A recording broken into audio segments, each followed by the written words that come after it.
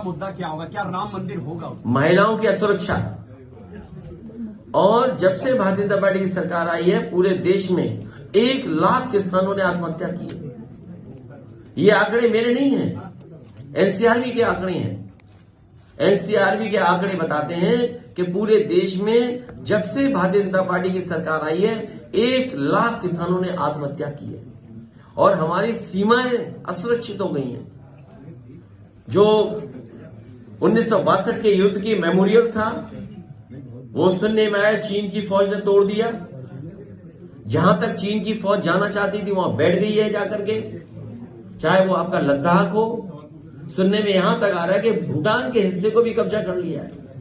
ये मुद्दे हैं। बेरोजगारी मुद्दा है, महंगाई मुद्दा है, अन्याय चरम सीमा पर है।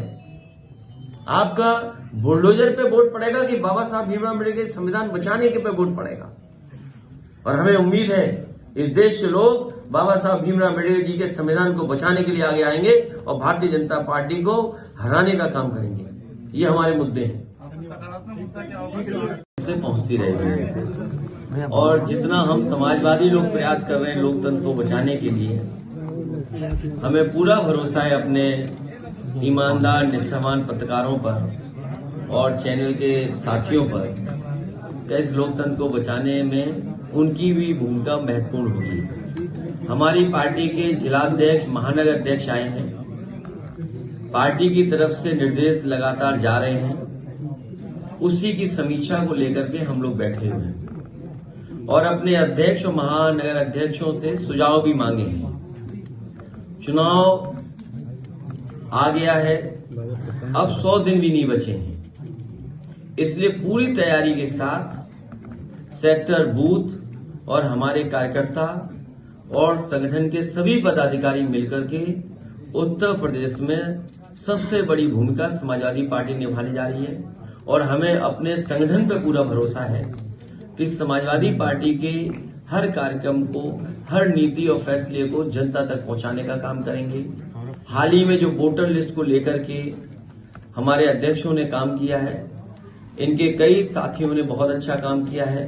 कुछ शिकायतें भी आई हैं और हमें उम्मीद है कि जब वोटर लिस्ट फाइनल छप करके आएगी, उस समय गांव स्तर पर, बूथ स्तर पर लगातार अधिकारियों से संपर्क रख करके वोट कहां कटा है, कहां बढ़ा है, उस पर पूरी जिम्मेदारी से काम करेंगे, क्योंकि भारतीय जनता पार्टी हर तरह से हस्तक्षेप करेगी।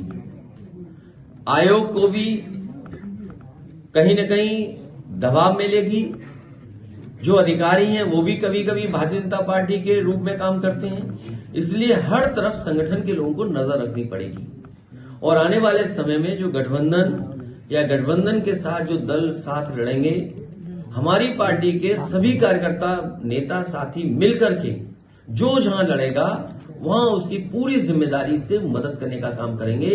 यही लोग हैं जो लगातार मैदान में रहेंगे और हमारे सभी प्रदेश के और राष्ट्रीय पदाधिकारियों की जिम्मेदारी बूथ वाइज बांट करके उनको जिम्मेदारी दी जाएगी। जब उद्योगपतियों का 10 लाख करोड़ का कर्ज माफ कर सकते हैं, 10 लाख करोड़ का, और जब से नोटबंदी हुई है तब से बैंकें भरी पड़ी हैं पैसे से। नोटबंदी का पैसा पूरा जमा हो गया बैंकों में। तो समाजवादी पार्टी इस पक्ष में होगी कि किसानों का कर्ज माफ हो। जब 10 लाख करोड़ से ज्यादा उद्योगपतियों का कर्ज माफ हो सकता है, तो हमारे देश के किसानों का कर्ज माफ क्यों नहीं? 10 लाख करोड़, ये आंकड़े हमारे नहीं हैं, ये आंकड़े भारत सरकार के। तो इसलिए किसानों का कर्ज माफ हो। सवाल ये नहीं है, सवाल ये हमने कह दिया, सरकार नकल कर लेगी। गुजरात सरकार